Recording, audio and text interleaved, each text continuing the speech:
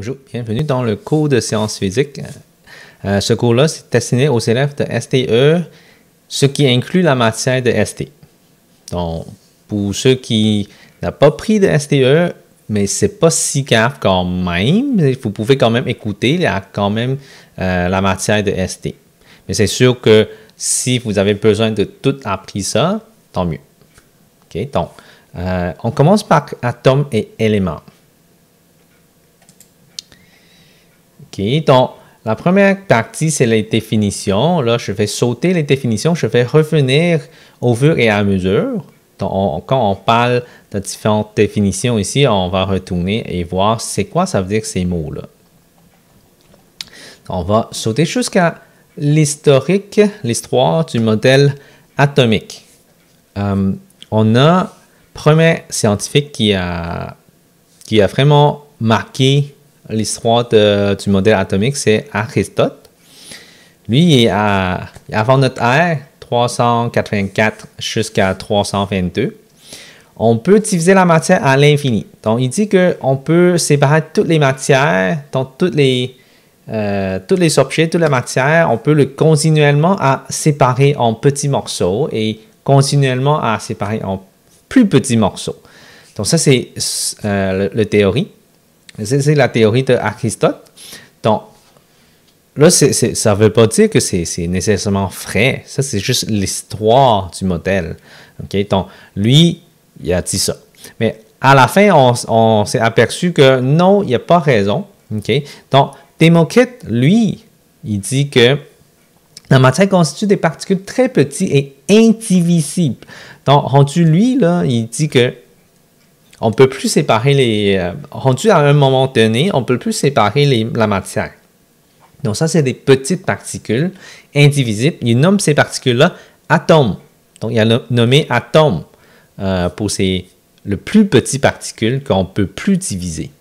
Atome est la base de la matière. Donc, toutes les matières forment à partir des atomes. Okay. L'exemple 2A ici, comme des grains de sable. Okay. Un atome, c'est comme des grains de sable, mais c'est sûr que le grain de sable est composé avec des très petits atomes qui sont collés ensemble pour former un grain de sable. Mais l'idée, c'est que rendu au plus petit, on ne peut plus diviser. Okay. Donc ça, c'est lui. C'est sûr que dans tous les scientifiques, on n'a pas besoin de tous les appris. Tous les apprendre par cœur. Okay? Donc, il y a certains qui sont plus importants que d'autres. Donc, rendu à la fin de l'histoire du modèle atomique, je vais faire un résumé, là, ce qui est très important à savoir. Antoine Laurent de Lavoisier, lui, il dit qu'en 1743 jusqu'à 1749, c'est quand même assez loin hein, entre Démocrite et Antoine Laurent de Lavoisier. On a quand même, entre-temps, on n'a pas trouvé grand-chose, mais c'est sûr qu'on a quand même fait des choses, mais ce n'est pas aussi évident dans l'histoire du modèle atomique. Donc, lui, Antoine Laurent de Lavoisier, il dit que la masse totale des réactifs est toujours égale à la masse totale des produits. Donc, si on fait quelque chose, on mélange quelque chose en chimie et que la masse totale, au début, il faut que ce soit égal à la masse totale à la fin. Okay? Donc, la phrase célèbre de lui, c'est « Rien ne se perd, rien ne se crée, tout se transforme ». Donc, il n'y a rien qui est perdu, il n'y a rien qui est créé. C'est juste que la matière a transformé. Okay? Donc, c'est lui. Après ça, on a John Dalton, 1808. Modèle Démocrite, il dit que, OK, oui, à partir du modèle Démocrite, on sait que il y a aussi les particules se distinguent les unes des autres à partir de leur masse. Donc, c'est comme chaque matière, c'est composé de différents atomes. Donc, il y a des atomes plus gros, différentes couleurs. Donc, on peut avoir des plus petits. Donc, c'est différent. Pour chaque matière, on a un atome différent. OK? Donc, la matière est composée de particules extrêmement petites et indivisibles. On appelle ça les atomes. Ça, c'est à partir de Démocrite. Tous les atomes d'un même élément sont identiques. Donc, si, admettons, je ne sais pas, le papier est pareil que l'autre papier, c'est toujours les mêmes atomes. ok, qui composent une feuille de papier. Ok? Donc, même masse, même taille, même propriété chimique. Okay? Le papier peut brûler, ils sont souples. Donc, toutes les propriétés sont pareilles, sauf que la forme peut être différente, oui, mais la matière, quand il réagit chimiquement, c'est toujours pareil. Okay? Donc, les atomes sont toujours pareils. Donc, les atomes sont des éléments différents de ceux des autres éléments. Donc, différentes matières peuvent avoir différents atomes. Les atomes d'éléments différents peuvent se combiner pour former des composés. Selon les proportions définies. Donc, exemple CO ou CO2 ou H2O. Okay? Donc, H2O, on peut avoir ça, et puis ça, c'est le O, et puis j'ai mon H qui est collé en haut. Okay? Donc, ça, c'est H2O, de l'eau. Okay? H2O, c'est de l'eau. Okay? Ça, c'est quelque chose qu'il faut qu'on connaisse. Dans les réactions chimiques entraînent la formation de nouvelles substances. Cependant, au cours d'une réaction chimique, aucun atome n'est détruit, divisé ou créé. Donc, C plus O2, ça devient CO2, etc. Donc, C ici, c'est carbone. Et O2, c'est oxygène. Et puis CO2, on appelle ça dioxyde de carbone. Donc tout ça, tous les noms comme ça, on devrait savoir comment on dit ça. Fait qu'on va apprendre ça, on a un chapitre là-dessus. Donc, inquiétez-vous pas, à ce point-là, c'est juste savoir l'historique des scientifiques sur les atomes. Donc l'exemple 2P ici, comme une pile solide, indivisible, ça c'est le modèle de John Dalton. Différentes matières, la pile est différentes couleurs, causeurs, etc.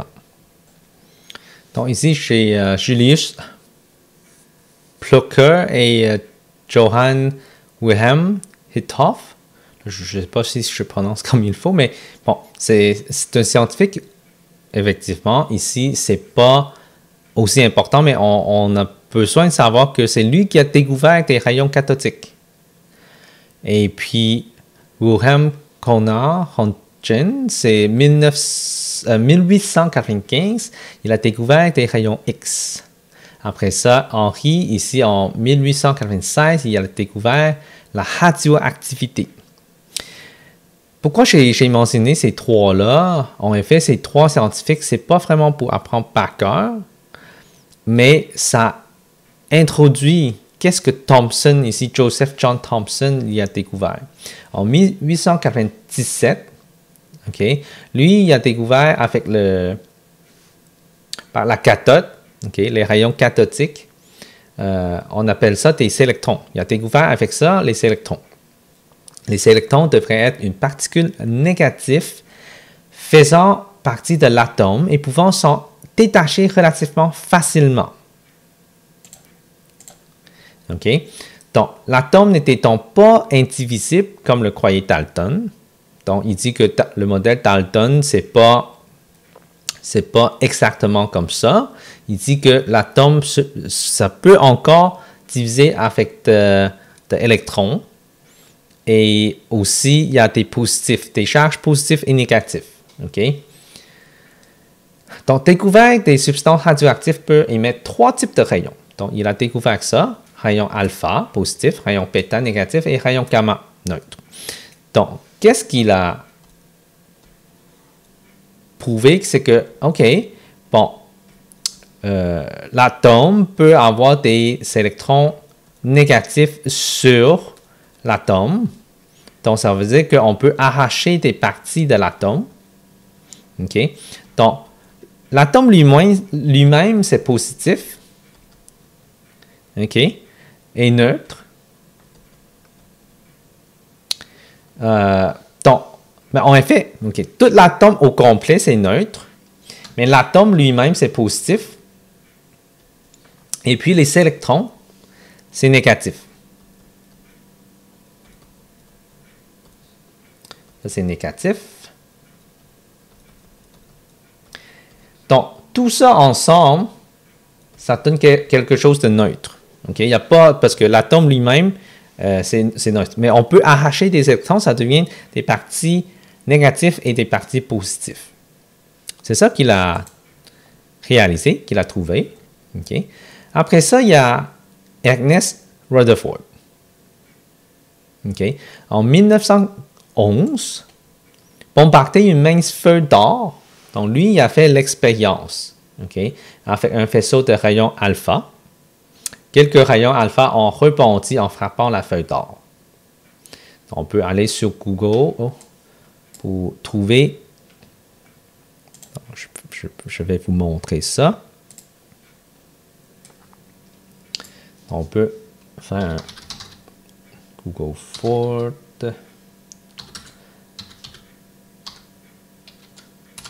Expérience. Donc, si on regarde les images. OK. Qu'est-ce qu'il a fait? C'est qu'il a fait ça comme ça. Il a envoyé une particule, des particules alpha positives. Donc, il a envoyé ça sur une feuille d'or. Et qu'est-ce qu'il a réalisé? C'est que certaines particules ici, ça s'est dévié. Okay? Pourquoi ce n'est pas tout réflecté? Parce que sûrement au début, il pensait que, OK, toutefois réflecté, parce que ça ne peut pas passer à travers. Mais en réalité, la plupart des particules ont passé à travers, juste certains qui ont dévié et certains qui ont réflecté. Donc, la plupart ont déjà passé à travers et qu'est-ce qu'il a réalisé? C'est que parce que ça, c'est des particules qui sont positives. Si c'est envoyé puis dévié, ça veut dire que sur la feuille d'or, il y a des particules positives aussi. Pour que plus et plus ça repousse, fait que ça dévie. Okay?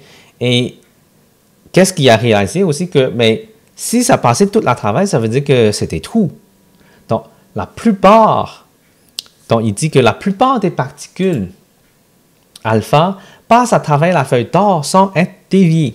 L'atome est essentiellement constitué de vide. Donc, il n'y a rien. Okay?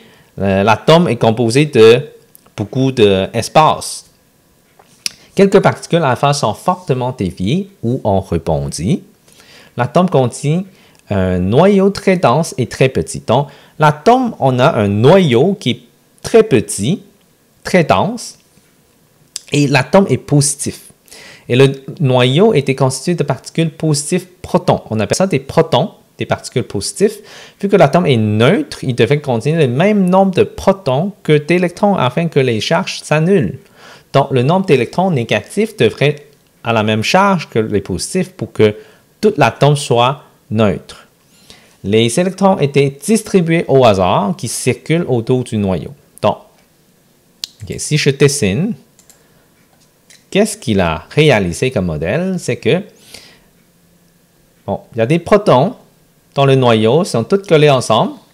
Et puis, alentour, il y a des électrons qui passent. Okay? Donc, il y a un électron ici, puis il y a un autre électron. Okay? Il y a un autre électron. Il y a un autre électron. Donc, c'est les électrons qui voyagent un peu n'importe où, n'importe comment. Ça, ce sont des électrons. OK.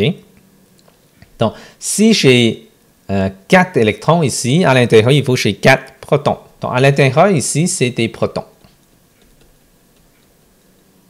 OK. Ça, c'est positif.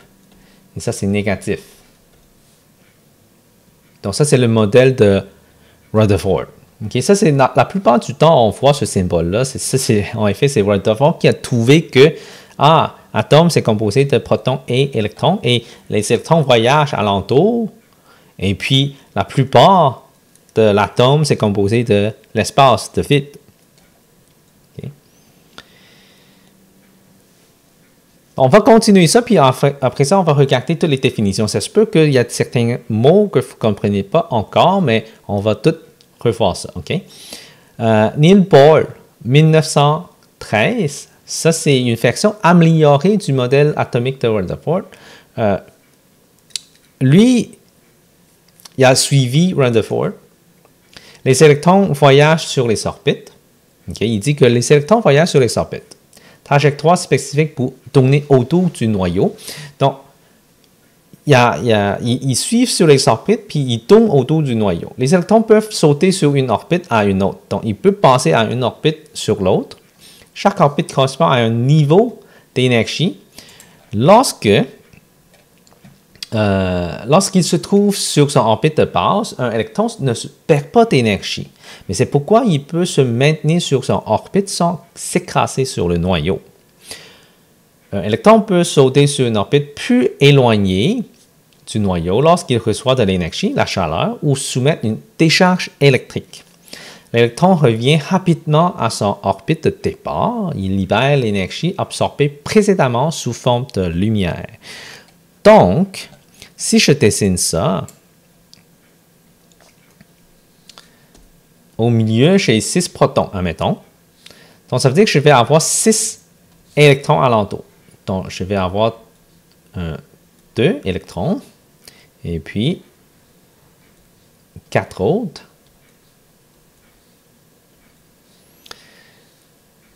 Là, c'est sûr qu'on peut avoir des orbites imaginaires, là, parce qu'on a seulement 6 électrons ici. Ça, c'est première orbite. Et ça, c'est deuxième orbite. Ça peut être la troisième. Si on essaie de mettre de l'énergie dedans, pour cet électron-là, on donne de l'énergie, on peut arracher pour qu'il s'en va sur la troisième orbite. OK? Donc, on fournit de l'énergie pour que l'électron s'éloigne. Ça a du sens parce qu'on étire les électrons plus loin que protons. On a besoin de tenir un coup de main. OK? Mais par contre, si on veut revenir sur l'orbite, ça va dégager de l'énergie. Sorte d'énergie sous forme de lumière. OK? Donc, si on voit que l'électron passe de plus loin orbite, on s'en va plus proche, ça sort de lumière. OK? Donc, ça, c'est le modèle de Rutherford-Bohr. OK? Donc, ce n'est pas juste Bohr, c'est Rutherford et Bohr ensemble. Rutherford, Bohr. OK? Donc, après ça, un autre scientifique, James Chadwick, 1932. Donc, c'est sûr que les dates, là, il faut quand même avoir une idée. Là, c'est pas, on n'apprend pas toute l'histoire de ça, mais on devrait connaître l'ordre chronologique des scientifiques et puis qu'est-ce qu'ils ont déterminé, qu'est-ce qu'ils ont trouvé. Okay? Donc, James Chadwick, ici, il découvre le neutron dans le noyau de l'atome. On appelle ce modèle simplifié. Donc, si on continue, comme l'exemple de tantôt, 6 protons, ça veut dire que j'ai 6 neutrons. Okay? Les neutrons, dans ce cas-là,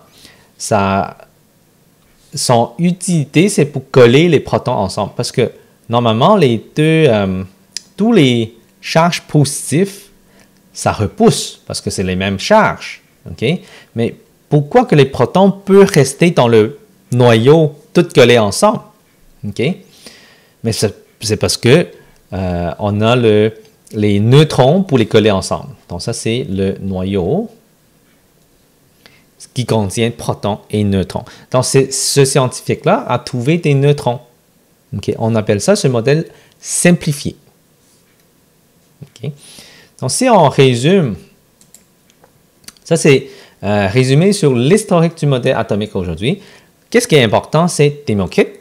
Mais en effet, Aristote, mais sauf que son modèle, il n'est pas... on peut diviser à l'infini, ça c'est pas bon. Mais sauf qu'on devrait le savoir quand même. Okay? Et là, sur le modèle actuel aujourd'hui, c'est passé sur Démocrite, après ça Thomson, Rutherford-Bohr, et puis simplifié. Okay? Rendu là, aujourd'hui, on sait que dans le noyau, on peut encore séparer des éléments. Okay? Mais ça, c'est niveau université. Là. Donc, qu'est-ce qui est important, c'est tous ces scientifiques-là, plus Aristote, le premier, qui n'a pas bien eu sa théorique. Mais c'est ça. Fait que tout ça, c'est important. Le reste des scientifiques, on devrait quand même savoir, mais pas au détail. OK? Donc, si on regarde, là, on a fini la section 2, là, si on regarde les définitions, la plus petite particule, ça c'est atome, la plus petite particule de matière, on apprend ça au cégep et secondaire, on dit que l'atome c'est la plus petite particule de matière. Elle ne peut pas être divisée chimiquement. Rayons cathodiques, des rayons émettés par la cathode. Cathode, c'est la pente positive. Anode, c'est pente négative qui interagit avec le verre et cela donne une lumière avec de couleurs. Donc, si c'est néon, ça donne rouge. Là, on va regarder rayon cathodique. Hein? Rayon cathodique. Donc, en effet, c'est quelque chose qui ressemble à ça. Ça, c'est un tube en verre. Et on voit quelque chose de... Donc, c'est un fil électrique avec électricité. On voit une sorte de particule qui est chargée. OK? Donc, dans ce cas-là, c'est un rayon électron. Le rayon électron peut être dévié par des plaques magnétisées. Si c'est négatif, mais ça dévie vers le bas. Donc, c'est pour ça qu'on peut changer de direction. Avec différents voltages de l'électricité, on peut changer la couleur. Okay? Donc, ça, c'est en effet, si on regarde ça ici, ça c'est la même chose. Hein? Tout ça, c'est pour dévier. C'est où s'en va la lumière.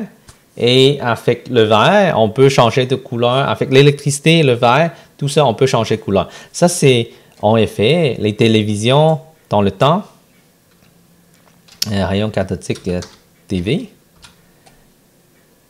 Donc, toutes les télévisions dans le temps, c'est avec rayon cathodique. C'est en utilisant l'électron qui envoie sur l'écran. Et l'écran, vu qu'on peut contrôler la direction, donc ça passe de faire le haut jusqu'en bas, horizontalement, ligne par ligne, et on revient. Pourquoi on peut voir l'image comme ça? Parce que c'est tellement avec la vitesse de lumière, ça, parce que ça c'est l'électricité. C'est avec la vitesse de lumière qui passe chaque point sur l'écran. Et l'œil nu, on ne peut pas distinguer la vitesse du premier point au dernier point. C'est pour ça qu'on voit l'image comme ça. Okay? Donc, il peut changer de couleur à chaque fois il change de position. Okay? Donc, on peut voir l'image avec différentes couleurs. Si vous utilisez un aimant, vous passez devant la télé cathodique, mais la couleur va changer puis l'image va être distorquée parce que c'est magnétisé. Okay? Donc, j'ai déjà fait ça, puis ça peut casser la télévision. Mais dans mon temps à moi, la télévision s'est déjà rendue pas mal vieux. Donc, on peut faire un peu l'expérience pour voir qu'est-ce que ça peut te donner. Donc, ça, c'est le cathode. Donc, en effet, c'est un des scientifiques que j'ai mentionné. Lui a trouvé les rayons cathodiques. C'est avec ça qu'on regarde. Donc, avec les différentes couleurs, différents gaz dans le tube, on peut changer de couleur. Donc, le néon, si le gaz c'est néon, c'est rouge. Argon plus néon, c'est vert. Argon plus cyan, c'est violet. Argon plus mercure, ça donne jaune. Donc, on peut avoir différentes couleurs sur l'écran. Avant d'arriver des écrans plasma, LED, etc., les télévisions, écrans d'ordinateur, appareils et de radiographie. Et les microscopes électroniques sont faits par des tubes à rayons cathodiques. Donc, ça a duré quand même assez longtemps. Là, on utilise ces tubes-là, rayons cathodiques. Alors, après ça, on a électrons. Électrons, c'est des particules qui constituent l'atome, qui est négatif. Et il voyage autour du noyau librement en suivant des orbites. On a la masse de l'électron. On a la masse atomique de l'électron. Donc ça, c'est en termes, c'est plus relatif comparant avec d'autres éléments. Donc c'est pour ça, ça c'est en unité de U. Puis la masse en grammes, c'est celui en haut. Donc on a le proton, c'est positif, qui constitue dans le noyau. Et puis sa masse c'est ça, et sa masse atomique c'est 1,007. On voit que l'électron c'est beaucoup moins lourd qu'un proton. Là, on a neutron. Neutron, si on regarde la masse, c'est pas mal similaire que celui de proton. Et ça sert à vraiment coller les protons ensemble. Et c'est dans le noyau. Et ça, c'est la masse. La masse, c'est pas mal similaire que celui de proton. Modèle atomique simplifié, représentation de l'atome indiquant le nombre de protons, neutrons dans le noyau, aussi le nombre d'électrons dans chacune des couches électroniques. Okay. On va voir comment se situent les électrons. Là. Ça, c'est dans une autre. Ça, c'est dans le plus tard, dans ce chapitre-là. Masse atomique relatif. Dans la masse d'un atome établi par comparaison avec élément de référence, soit le carbone 12. Donc ça, ici, je pense que c'est déjà rendu une autre section. Donc, on va passer dans une autre section. Bon. Section 3, ici, on a information qu'il faut savoir sur le tableau périodique. Donc, c'est quoi le tableau périodique? En effet, ça, c'est quelque chose comme ça. Ça contient tous les éléments sur Terre. Donc, pour son 4, on devrait savoir les informations minimum là, de 1 jusqu'à 20. Donc, ça, il y a un numéro en haut, là. 1, 2, 3. Donc, ça s'en va par rangée. Okay? Et puis, on s'en va jusqu'à 20. Donc, on devrait savoir comment dessiner ces atomes-là, ces éléments-là, sur effectivement façon pour représenter. Donc, de 1 à 20, c'est quelque chose qu'on devrait être capable de dessiner. Et le reste, une fois qu'on commence au milieu ici, en jaune, c'est quelque chose qui est plus différent. Donc, ça, c'est quelque chose qu'on devrait savoir plus au niveau cégep. Mais c'est sûr que cette année-là, on a besoin quand même capable de lire quelques informations là-dessus.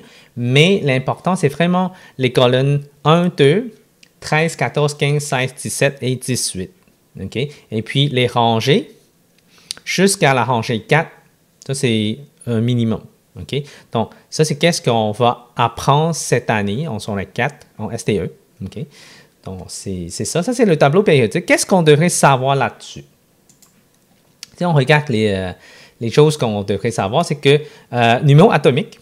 Donc, numéro atomique, c'est parfois situé en haut, parfois en bas. Okay? Donc, dans ce tableau-là, on peut, sûrement, vous pouvez aller sur Google puis essayer de taper sur tableau périodique, et puis vous pouvez trouver plein de tableaux périodiques. Okay? Ici, celui-là que j'ai ici, c'est vraiment celui de le numéro atomique qui est en haut, situé en haut. Okay? Et puis, j'ai mon symbole chimique. Et puis, j'ai la masse atomique et le nom de l'élément. Okay? Donc, ça, c'est ça. Et puis, on devrait savoir les sortes de familles. Okay? Famille, c'est... Chaque colonne, c'est une famille. Okay? Première colonne ici, chez... Qu'est-ce qu'on appelle alcalins métaux. Okay? Tout ce qui est en orange ici, dans cette ligne-là, c'est alcalins métaux. Mais c'est sûr que celui de mauve, là, ce sont des non-métaux. Okay? Mais alcalins métaux, c'est vraiment en orange, sauf hydrogène. Alcalino-terreux métaux, c'est la deuxième colonne, deuxième famille. Okay? On parle de famille quand c'est colonne. Okay? Je répète souvent, mais il faut on connaît ça par cœur. Après ça, on a aussi colonne 17 qui est halogène, non métaux. Okay, on appelle ça halogène. Et puis le 18, c'est les gaz nobles. Okay, donc, ou on appelle ça gaz inerte. Okay, donc il y a deux noms. Donc, c'est ça. En gros, on sait ça. Et chaque famille, qu'est-ce qui est différent, c'est que le nombre d'électrons de valence. C'est quoi ça veut dire électron de valence? Électron de valence, c'est électron qui est situé sur la dernière orbite de l'atome. Donc, l'électron qui est le plus éloigné du noyau. Il y a une orbite, l'orbite le plus éloigné. Et combien d'électrons on a là-dessus? Mais on regarde la famille. Dans la famille 1, colonne 1, on a toujours juste un valence électron.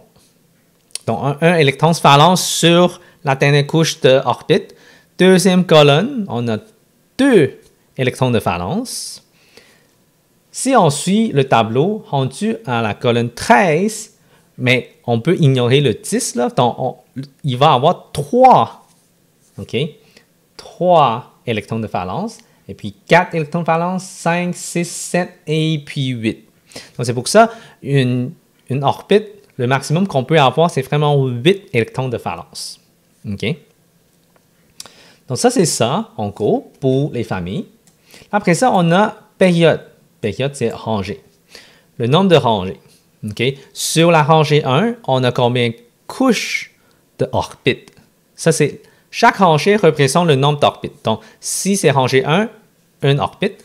Rangée 2, on a 2 orbites.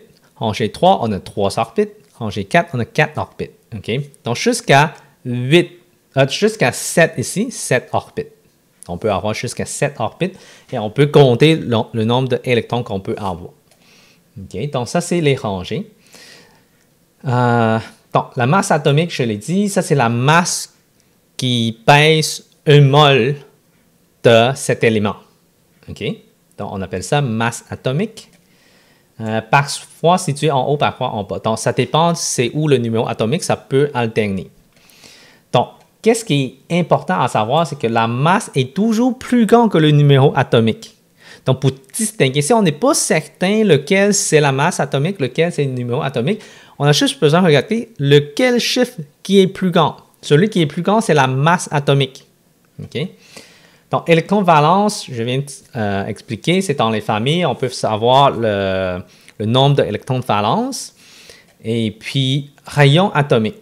Donc, ça, c'est plus règle générale, là, plus en plus petit de gauche vers la droite. Okay? De gauche vers la droite, c'est de plus en plus petit parce qu'on a plus en plus de protons. Okay? Donc, le numéro atomique, ça donne le nombre de protons, ce qui est aussi le nombre d'électrons. Okay? Donc, si on a plus de protons dans la même rangée, mais le rayon va être plus petit de l'atome parce qu'il est plus fort, il est plus puissant à attirer les électrons plus proches. Donc, c'est pour ça que le rayon atomique, ça s'en va en général, très général, de gauche à droite, c'est de plus en plus petit. Là, après ça, rayon atomique de plus en plus grand de haut en bas. Pourquoi? Mais parce que, regardons, on a combien de couches d'orbites? De plus en plus on a d'orbites, le rayon, c'est de plus en plus grand. Okay? Donc, ça, c'est les règles générales. Il faut savoir des choses générales. On n'a pas besoin de savoir exactement c'est quoi la mesure de chaque rayon, mais on devrait savoir lequel atome qui est plus grand. On peut comparer. Donc P puis C, bore puis carbone, on sait que carbone va avoir un rayon plus petit parce qu'on a un proton de plus. Donc, ça, c'est la règle générale. Donc, ça, c'est le tableau périodique. On devrait savoir tout ça. Et puis, on va regarder comment calculer le nombre de neutrons. Okay. Le nombre de neutrons, c'est égal à la masse atomique moins le numéro atomique. Donc, notez bien, la masse atomique est toujours plus grande que le numéro atomique. Okay. Donc, si on regarde ça, trouve le nombre de neutrons de cet élément et le nom de cet élément. Donc, le nombre de neutrons. Donc, lequel qui est la masse? La masse, c'est 25 parce qu'il est plus grand. Donc, 25 moins 12, ça donne 13. Donc, ça veut dire qu'on a 13 neutrons. OK? La masse moins le numéro atomique, ça donne le nombre de neutrons. Et puis, avec 12 comme numéro atomique, on peut regarder 12, ce serait Oh, magnésium. OK. On a magnésium. Oh. Magnésium. Et voilà. Exemple 3b, trouve le nombre de neutrons de cet élément et le nom de cet élément. Donc, encore là, 28, c'est la masse atomique. 14, c'est le numéro atomique. Donc, 28 moins 14, ça donne 14. Et 14, si on regarde 14, c'est le numéro atomique, c'est silicium. Silicium, pardon. Est-ce qu'il y a deux L? Non, il y en a juste un L. Silicium. Je ne connais pas quand même comment écrire tous les noms. Là, c'est pour ça le tableau périodique, normalement, c'est supposé tenir durant l'examen. Okay? Lesquels des éléments sont des isotopes? Là, c'est quoi un isotope? Okay? Isotope, en effet, c'est on a le même numéro atomique, mais la masse atomique est différente. Okay? Si on regarde ça ici, on va passer ici. Nombre de protons égale numéro atomique.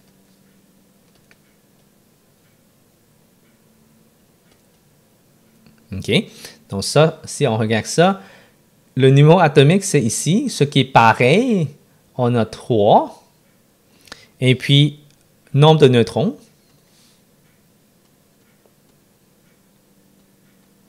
Si on regarde si on identifie, ça c'est 1, 2, 3, 4 et 5. Le deuxième, on a 28 moins 14, ce qui est 14. Le quatrième, on a fait 9 moins 14, ce qui est égal à 15. Donc, ça, c'est le nombre de neutrons. Là. Okay? On peut avoir différents nombres de neutrons pour le même élément. Okay? 5 ici, on a 23 moins 14, ce qui est égal à 9 neutrons. Donc, les éléments qui ont le même numéro atomique, mais la masse différente, on appelle ça des isotopes à cause que le nombre de neutrons sont différents. OK. OK, si on regarde ça, parce que sur Terre, en effet, on a... Si on regarde ça ici, il existe deux isotopes pour carbone qui sont stables naturellement sur Terre. On sait que carbone 12, c'est-à-dire carbone qui contient 12 comme masse, 6 protons et 6 neutrons. Et une des deux isotopes trouve l'autre masse de carbone qui est stable, sachant que carbone 12 occupe 98,9% des carbones stables. Okay, on veut trouver l'autre masse. Okay, on a deux isotopes, un qui occupe 98,9%, okay, carbone 12. Okay, ça veut dire qu'on a 6 protons et 6 neutrons. Donc, si on regarde le tableau périodique, carbone, on a 12,011 comme masse atomique. Donc, si on l'écrit, carbone, on a 12,011 comme masse atomique.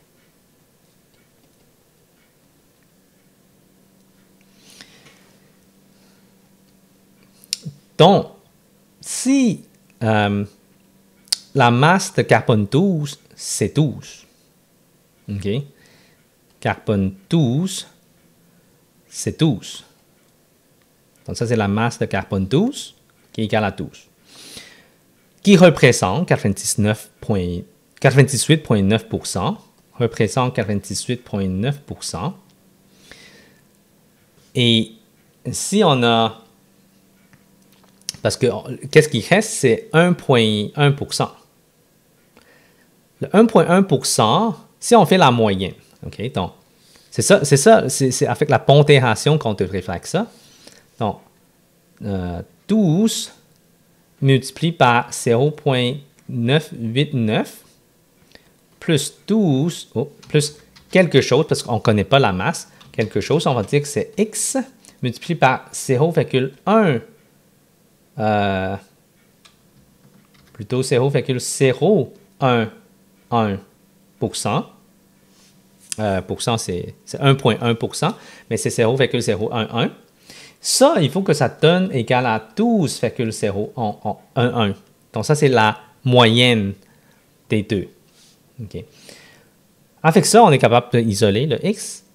Avec le x, on est capable de trouver c'est quoi la masse de l'autre.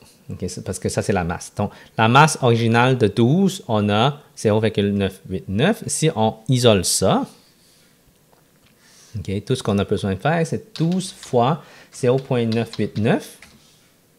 Okay. Donc, ça occupe 11,868. Donc, ça, c'est 11,868. 868. Donc, ça, c'est la masse. Plus la masse de l'autre, qui est x.0,011, qui est égal à 12,011. Donc, on va soustraire le 11. Donc, x multiplié par 0,011 égale à, donc on divise, on soustrait, pardon. Donc, on fait 12,011 moins 11,868. Ça va nous donner 0,143. 0,143. Là, on divise par 0,011. Tadam, ça donne 13.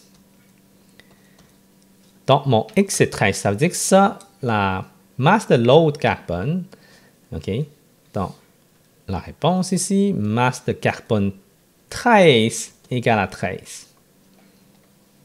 OK?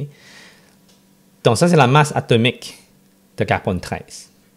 Donc, en moyenne, pourquoi on a 12,011 sur le tableau périodique? Parce que ça, c'est la moyenne des isotopes, la masse moyenne des isotopes. OK? Donc, en général, on utilise ça comme ça pour calculer. Donc, c'est comme ça la façon qu'on trouve combien de... Des fois, on peut, dans les questions, on peut vous demander c'est quoi le pourcentage. Donc, la variable x peut être n'importe quoi ici. Là. Dans ce cas-là, on cherche la masse. Donc, c'est comme ça qu'on calcule. Donc, c'est la masse de 1 multiplié par le pourcentage plus la masse de l'autre multiplié un autre pourcentage. Si on a 3 isotopes, mais on additionne une autre masse plus le pourcentage qui le représente égale à la moyenne qui se trouve sur le tableau périodique. Okay? Donc, c'est comme ça qu'on calcule la pondération des masses atomiques. Donc, on devrait quand même repasser sur les définitions pour voir. Donc, si on revient sur les définitions, si on continue parce qu'on n'a pas terminé, la masse atomique simplifiée, représentation de l'atome indiquant le... ça, c'est le modèle, pardon. C'est la masse atomique relative. La masse d'un atome établie par comparaison avec un élément de référence, soit le carbone 12. Masse atomique de 1 U, c'est environ 1,66 fois 10 à la moins 24 grammes. Okay? Donc, on compare toujours avec carbone 12. C'est quoi la masse relative? Donc, on compare si carbone 12, c'est 1. Et en utilisant carbone 12, c'est 1. Le reste des éléments, c'est quoi la masse? Donc, tout se fie sur carbone 12 parce que carbone 12, on dit que c'est 1. Mais 1 U, en effet, c'est 1,66 fois 10 à la moins 24 grammes. C'est quand même assez petit. Là. Donc, c'est pour ça qu'on essaie de changer d'unité pour dire que 1 carbone 12, c'est 1 U. Représenter le nombre de protons qui contient le noyau d'un atome, ça c'est le numéro atomique, il permet de distinguer un élément d'un autre. Okay? Parce que chaque élément, il y a un numéro atomique différent. Classification périodique, façon de classer les éléments selon certaines de leurs propriétés. Tableau périodique des éléments, une représentation dans laquelle les éléments sont regroupés selon leurs propriétés physiques et chimiques. Là, si on regarde ça, métaux. Là, ça, c'est les définitions et les propriétés qu'on devrait savoir. Bon conducteur, électricité et chaleur, ductile, malléable, Donc, utilisés pour faire des fils d'électricité, tous les métaux sont brillants et en état solide à la température ambiante, sauf le mercure, qui est en liquide.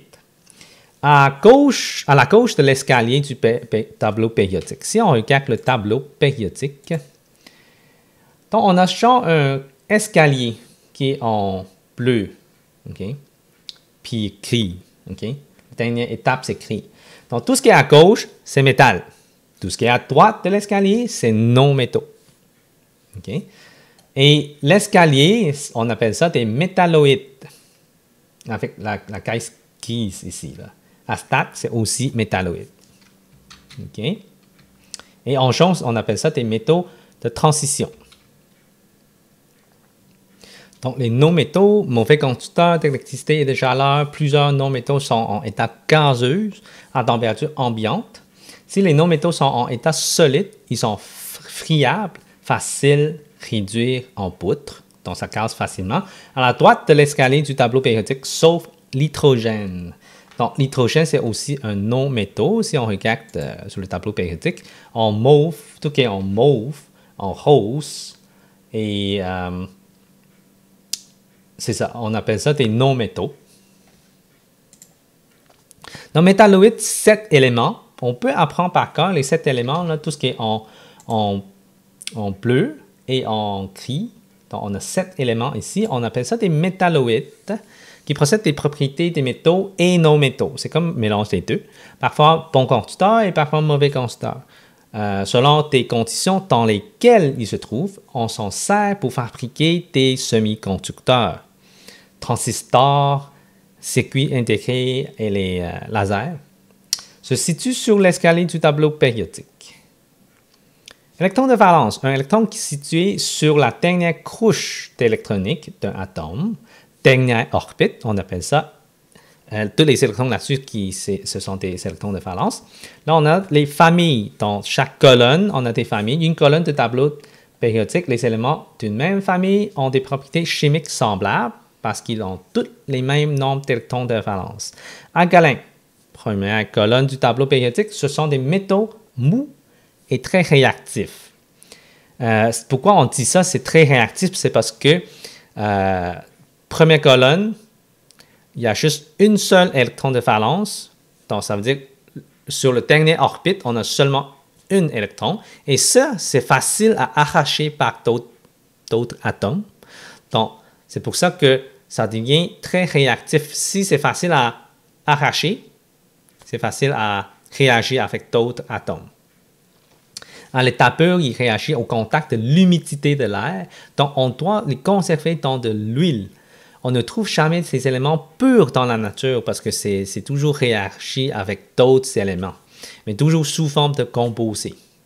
On peut toujours trouver ça mélangé avec d'autres éléments. Alcalino-terreux, deuxième colonne. Donc, c'est aussi réactif et aussi malléable. Il brûle facilement en présence de chaleur, donc ça peut prendre en feu très facilement. On peut conserver à l'air libre dans l'état pur. On ne trouve jamais ces éléments purs dans la nature, mais toujours sous forme de composés parce que c'est facile à réagir avec d'autres éléments.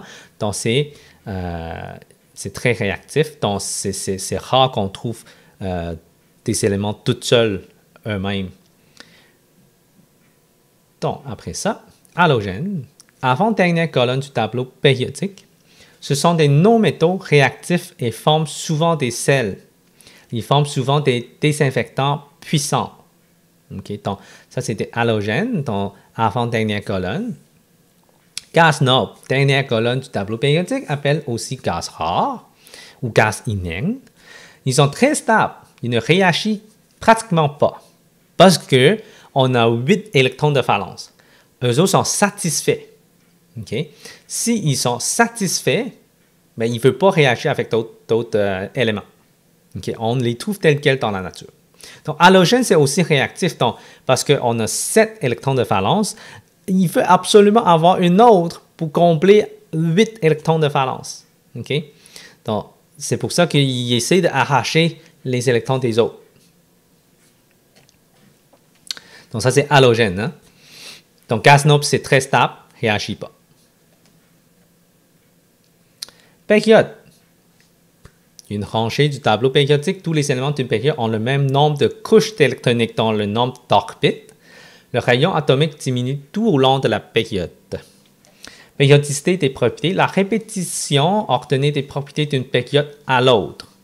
Dans chaque période, ça peut répéter certaines propriétés là, parce que c'est dans la même famille. Après ça, on connaît un peu c'est quoi les points de fusion. Je pense que ça, vous avez déjà appris ça peut-être sur 1, 2 ou 3. Là. Point de fusion, point de solidification, période à laquelle un solide devient liquide ou l'inverse. Point d'ébullition, température à laquelle un liquide devient gazeuse ou l'inverse. Masse volumique, masse par unité de volume. Donc, combien ça pèse pour l'espace qu'il occupe. Donc, rayon atomique, distance entre le centre de l'atome et l'électron le plus éloigné. Donc ça, on mesure le rayon de l'atome à partir du centre jusqu'au électron de valence. Okay? Énergie de première ionisation. Énergie est nécessaire pour arracher l'électron le plus éloigné du noyau d'un atome. Donc, on veut arracher l'électron de valence. On appelle ça énergie de première ionisation. Électronégativité, l'indice de l'attraction exercée par un atome sur un électron lors de la formation d'une liaison chimique. Donc, électronégativité. Okay. Donc, ça, c'est l'indice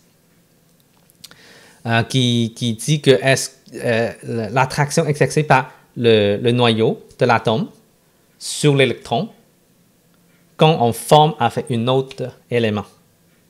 Okay. Isotope, bon, on vient de faire des exemples d'isotopes. Un atome d'un élément ayant le même nombre de protons d'un autre atome du même élément, mais un nombre différent de neutrons.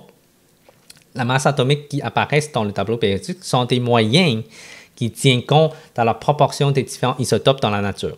Encore là, ici, j'ai expliqué plein de définitions, définitions des mots. Tout ça, en effet, c'est apprendre par cœur. Okay, donc, il y a pas mal de choses à apprendre par cœur. Donc, il y a beaucoup de questions dans l'examen de ministère là, qu'on vous demande de soit expliquer. Donc, vous pouvez expliquer en utilisant la définition ou même, peut-être, il demande des questions à choix multiples de choisir la bonne définition pour certains mots. Okay? Donc, on revient sur section 4. Représentation des atomes. Donc, si on continue là-dessus. OK. Donc, la première couche électronique peut contenir un maximum de 2 électrons. Ça, ce sont des critères maintenant. On a 3 critères. Donc, première couche, c'est toujours 2 électrons.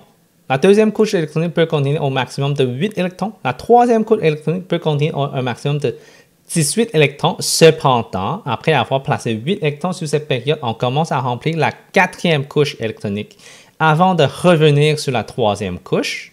De cette façon, le nombre d'électrons de valence correspond toujours au numéro de la famille de l'élément à représenter. Donc ça, c'est un petit peu plus, on s'en va dans les notions de cégep, là, parce qu'on rendu au cégep, premier cours de chimie, là, on vraiment commence à apprendre comment placer comme il faut les électrons. Là. Mais c'est pour ça que cette année-là, on devrait juste apprendre jusqu'au numéro 20. Okay? Comme ça, on n'a pas à penser de sauter sur une autre avant de revenir pour remplir 18. Okay? Donc ça, c'est quelque chose qu'on ne devrait pas tout à fait savoir. Donc, quand on dessine, okay, on va regarder comment on va dessiner ça, parce que si on regarde juste un simple noyau, un simple noyau, et puis si je continue à dessiner des orbites, le premier, on a 2 électrons. Le deuxième, on a 8 électrons. 2, 3, 4, 5, 6, 7, 8. On a 8 électrons plus 2, on a 10 déjà. Si on commence à en avoir un autre, on va en avoir un autre 8.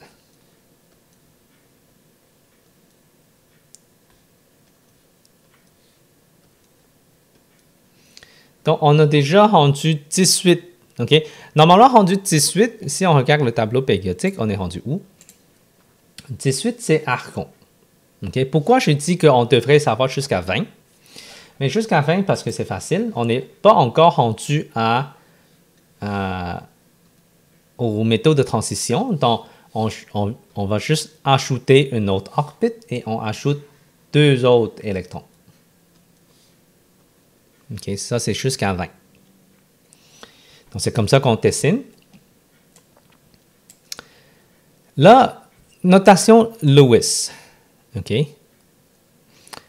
Dessine la notation de Lewis pour les éléments suivants. Donc, si je commence avec Li, si on regarde le tableau périodique, et sur la première famille, c'est lithium, donc on a un électron valence. Donc, avec la notation de Lewis, on dessine seulement les électrons de valence. Donc, on a un. On dessine un point à côté. Après ça, le C. Le C, c'est dans la colonne 14. Donc, ça veut dire que j'ai 4 électrons valence. Donc, je vais dessiner 4 points.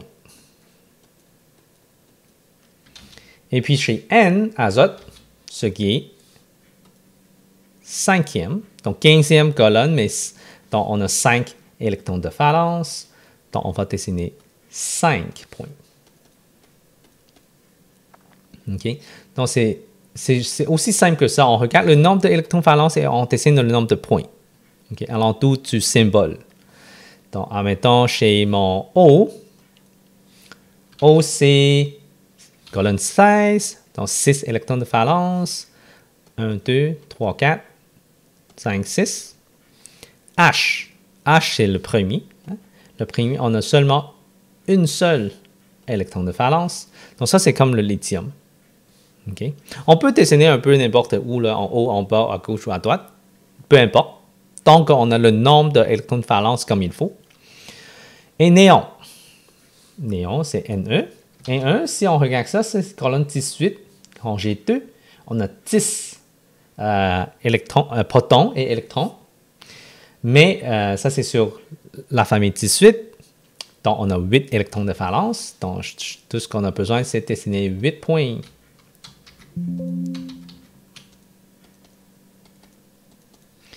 Et puis, le dernier, on a Cl.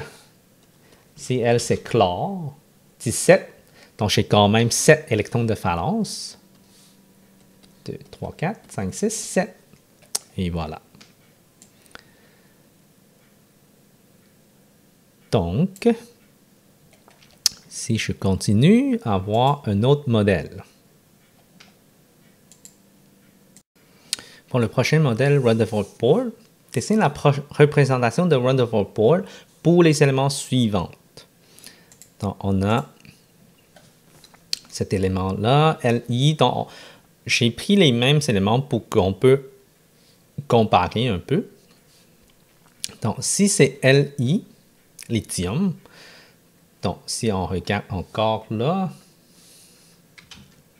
sur le tableau périodique, lithium, on a 3 protons, 3 électrons.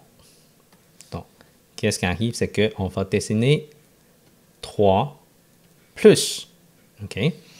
Donc, 3 protons. Donc, n'oublie pas, Rutherford board, on n'a pas de neutrons à l'intérieur. OK? Là, après ça, j'ai 2 orbites et j'ai un électron valence et puis j'ai 2 autres pour que ça donne un total de 3 électrons. On peut dessiner toujours à l'intérieur, de plus proche du noyau jusqu'à l'extérieur. Comme ça, on peut compter combien on devrait avoir. Première couche, c'est toujours 2 électrons. Deuxième couche, c'est 8. Après ça, le reste, c'est en dehors. Donc, encore là, on dessine jusqu'à 20 pour cette année. Après ça, on a carbone. OK? Donc, carbone, le numéro atomique, c'est 6. Donc, j'ai 6 plus. Et puis, donc, je dessine, j'ai 2 électrons ici. OK? Donc, il reste 4 autres. Donc, je vais dessiner une autre couche et je vais dessiner 4 électrons de valence parce qu'il est sur la famille 14. OK? 14. Après ça, chez le N. Donc, je pense que je vais arrêter après le N parce que le reste, c'est pas mal similaire. Donc, on continue. Peut-être on va dessiner le H quand même, là. Donc, ça, c'est mon N. N, c'est numéro atomique, c'est 7. OK? Donc, si c'est 7, je vais 7 plus. Donc, électron de valence. Donc, on a combien de couches? On a encore 2 couches. On va utiliser... Bon, je ne sais pas qu'on ne voit pas, on va utiliser vert, celle-là. Donc, on a 2 ici à l'intérieur, puis on a 5. 3, 4, 5. Donc, ça donne un 7. Donc, on va dessiner le H maintenant.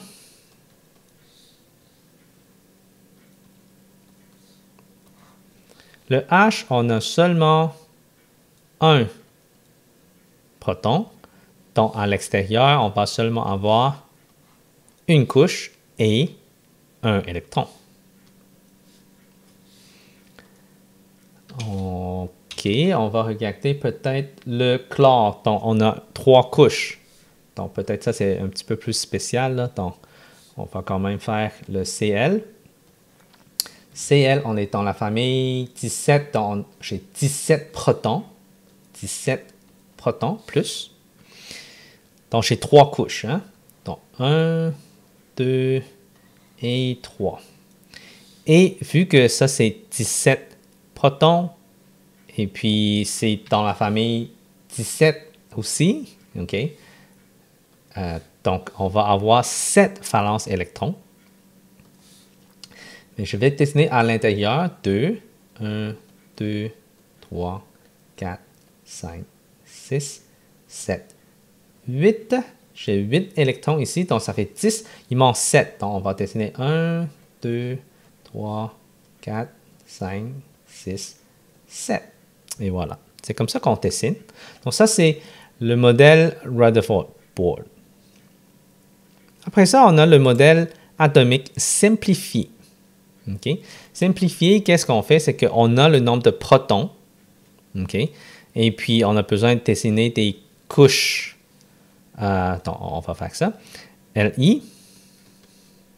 Donc, on a combien de protons, combien de neutrons? Okay, si on regarde ça, on a 3 protons. 3 protons. Combien de neutrons? Là, il faut en soustraire. Hein, pour calculer le nombre de neutrons, c'est la masse. On va arrondir 7. 7 moins 3, ça donne 4. Donc, on a 4 neutrons. OK. C'est trop petit, donc je vais juste dessiner un petit peu plus grand. 3 protons, 4 neutrons. Et puis, on dessine les couches. On a juste besoin de dessiner les couches comme ça. Donc, 2 électrons et puis 1 électron. OK? Et puis, le prochain, C. On va avoir, si on regarde, C, c'est 12 et 6. Donc, je vais avoir 6 protons, 6 neutrons. 6 protons, 6 neutrons. Et puis, les couches, c'est comme ça. 2 électrons et puis 4 électrons.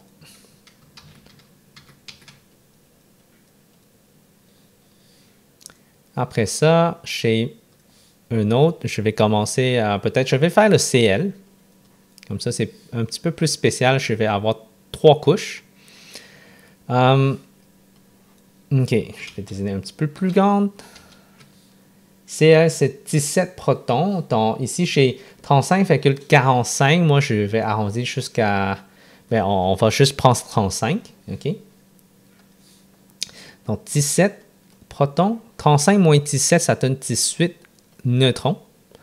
Et puis, les couches, on va avoir 2 électrons, 8 électrons et puis 7 électrons. OK, donc ça c'est comment on dessine avec atomique simplifié. Donc c'est une représentation atomique simplifiée. Donc vous pouvez essayer de pratiquer les autres, là, c'est pas mal similaire, là. Donc, une dernière représentation, c'est les poules et bâtonnets. Dessine la représentation de poules et bâtonnets pour les éléments suivants. Donc, si c'est juste un élément, c'est facile. On dessine juste une poule avec un H. NE, ben bon, le NE, c'est un petit peu plus grand, puis c'est comme ça. CL, c'est aussi pas mal similaire. Là, qu'est-ce qui est spécial avec poule et bâtonnet, c'est que si c'est un composé comme H2O, je peux avoir comme le O ici. Bon, ça c'est le O. Et puis, je vais avoir deux bâtons. OK? Donc, je vais avoir le H et le H ici. Pourquoi deux bâtons? OK?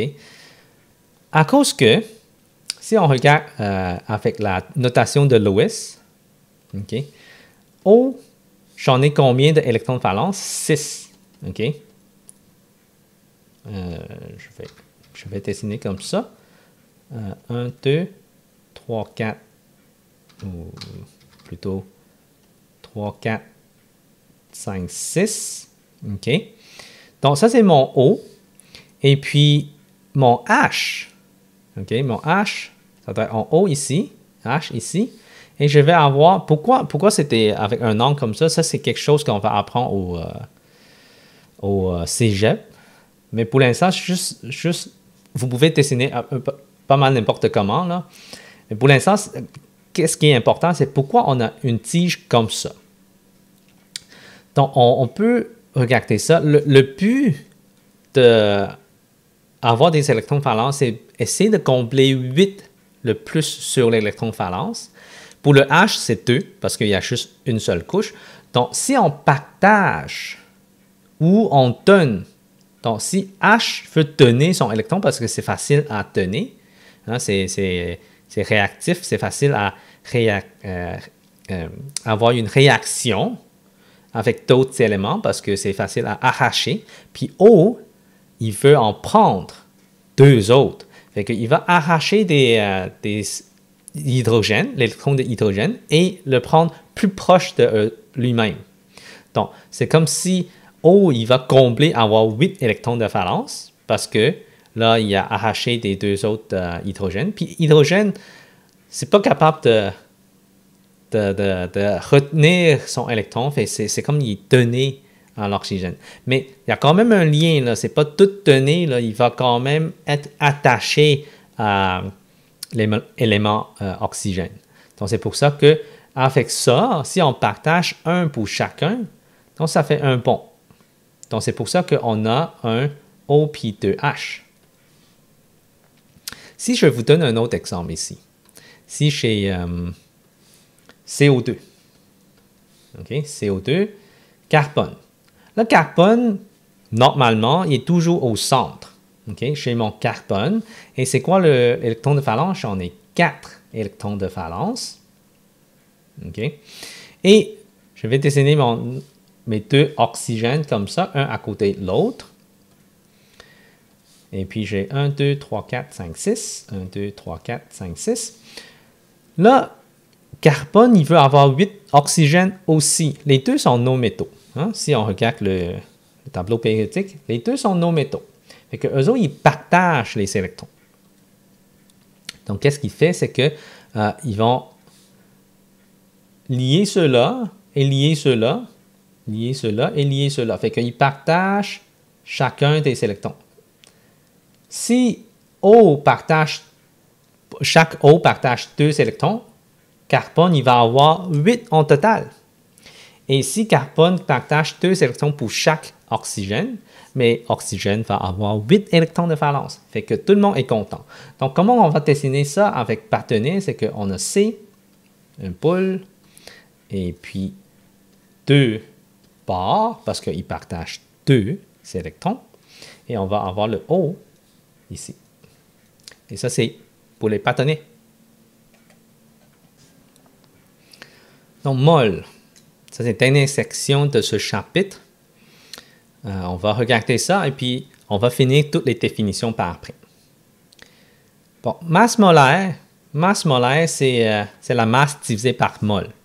Donc, c'est le poids par une mol. Mais c'est quoi mol? Mol, admettons, je vais vous donner des exemples. C'est quoi une douzaine? Une douzaine, c'est égal à 12. J'ai une douzaine d'œufs, j'ai une douzaine d'oranges, j'ai une douzaine de pommes, j'ai une douzaine de verres d'eau, j'ai une douzaine de chocolat. OK? Douzaine, c'est comme un genre d'unité. Hein? Une douzaine. J'en ai une douzaine de quelque chose. Hein? Donc, le douzaine, ça ne représente pas l'élément comme tel, mais le nombre d'éléments. Mais l'élément peut être différent. La même chose pour mol. Okay? Mol, ça représente un certain nombre de particules ou molécules. En effet, si on regarde ici, un nombre d'Avogadro en 1776 jusqu'à 1856 ou 1856. Donc, lui, cet scientifique-là, lui, il dit que 1 mol, il a trouvé que c'est 6,02 fois 10 à la fin de 3 particules ou molécules. Donc ça représente comme une douzaine. Okay? Ou un autre exemple, une boîte. Si je dis que dans une boîte, je mets 10 fruits. Maintenant, j'ai 10 pommes. Je mets ça dans une boîte. C'est une boîte de pommes. Une autre boîte d'oranges. 10 oranges. Une autre boîte de melons d'eau. 10 melons d'eau. Est-ce que la boîte a la même masse? Non. Pomme et melon d'eau, là, ça va être une méchante différence entre le poids. Là. Donc, est-ce que la grosseur est différente, la boîte? Oui. Une boîte de pommes et une boîte de melon d'eau, là, ça varie. Hein? Donc, c'est pas pareil. Donc, 1 mol, c'est la même chose. On a 6,02 fois 10 à la fin de 3 particules ou molécules. Donc, on peut avoir 1 mol de carbone, ou 1 mol de CO2, ou 1 mol de H2O, 1 mol de lithium. Donc, lithium, il peut pas être tout seul, mais 1 mol de NaCl.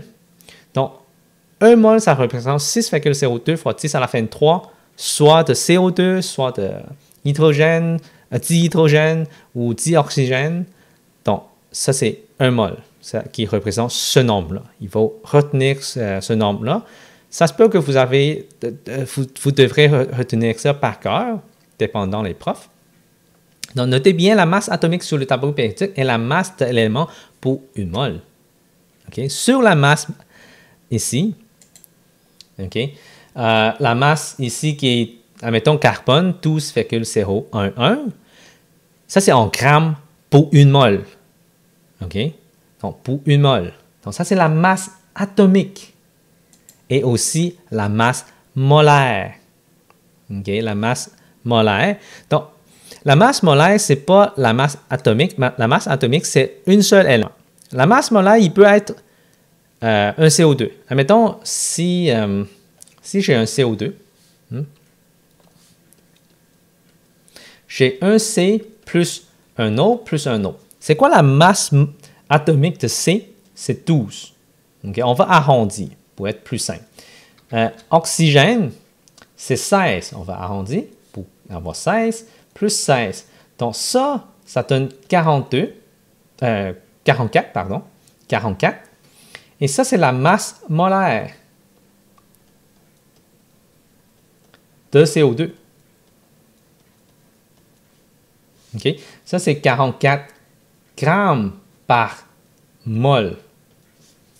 L'unité, c'est MOL, mol. Okay? Si on veut écrire tout le nom au complet, c'est MOLE. L'unité, c'est MOL. Donc, j'ai 44 grammes par mol. Okay? Donc, ça, c'est la masse molaire. En utilisant la masse atomique pour additionner ensemble. Donc, ça, pour 1 mol, on a ça de grammes. Donc, on peut chercher c'est quoi la masse pour une particule de CO2. Hein? On a juste besoin de diviser par 6,02 44 divisé par 6,02 fois 10 à la fin de 3. Et ça te donne la masse pour une particule ou une molécule de CO2. OK? Donc, si on fait l'exemple, trouve combien de moles existent dans 50 grammes de lithium. Donc, si j'ai 50 grammes de lithium, Li, on veut chercher le nombre de moles. Si on regarde la masse molaire de lithium, c'est 6,94. Donc, masse molaire. C'est pour ça on dit ça, c'est masse molaire, c'est masse pour une mole, donc c'est molaire. Et masse molaire de lithium égale à 6,94 grammes par mol. Et si on veut chercher le nombre de moles, donc la formule c'est masse molaire égale à masse divisé par mol. OK? Donc, si on veut chercher le nombre de moles, N égale à masse divisé par masse molaire. OK? Je échange les extrêmes dans second acte 2. Hein? Échanger les extrêmes d'une fraction. Donc, c'est quelque chose qu'on peut utiliser. Donc, la masse égale à 50. Masse molaire, c'est 6,94 et ça donne le nombre de moles, dont le nombre de moles égale à, donc on va utiliser calculatrice, hein? 50 divisé par 6,94. Donc, dépendant de votre professeur, vous pouvez soit arrondir à 7 ou utiliser les chiffres tels quels sur le tableau périodique, ou des fois 2 chiffres après la virgule, tout dépendant des professeurs. Donc, ici, j'ai 7,2, je vais arrondir jusqu'à 7,2 moles. Et voilà, ça c'est question A. Question B, combien de particules existent dans 50 grammes de lithium? Là, on a 7,2 moles. Et on sait que une mole, ça donne 6,02 fois 10 à la fin de 3 particules de lithium. OK? Pour ici. Et on peut faire juste un produit croisé. Si on veut mettre ça sur fraction, c'est vraiment de 1 mol sur 6,02 fois 10 à la fin de 3 lithium, qui est égal à 7,2 mol sur combien de lithium. Donc, on fait un produit croisé.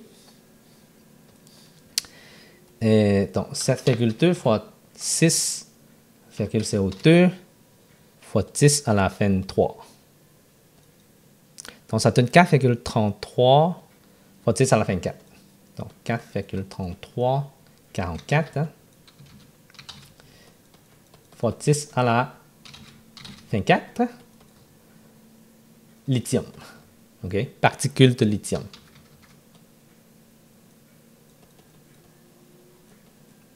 De lithium. Et voilà. Donc, ça, c'est ma réponse de numéro P. Question P.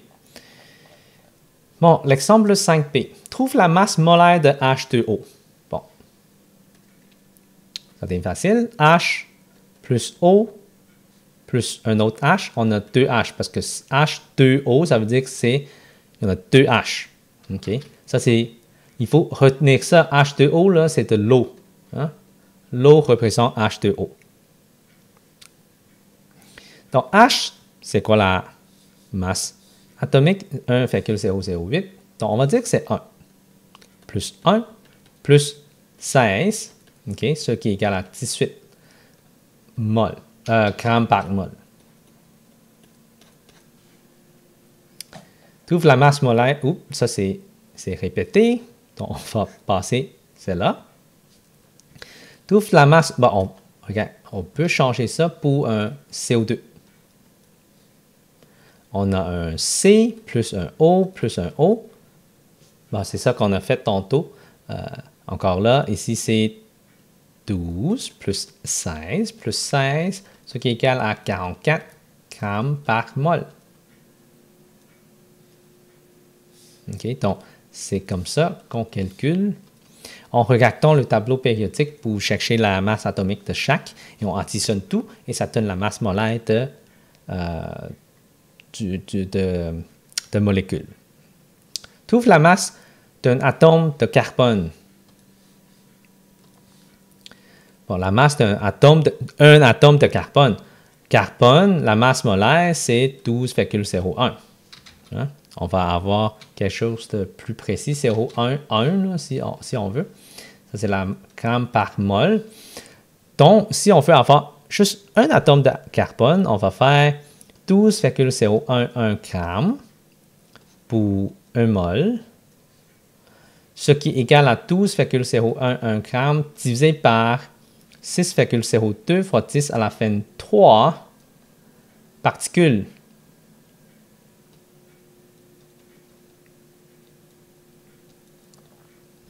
Donc, si on fait ça, 12,011 divisé par 6,02 fois 10 à la fin 3, ça donne ça.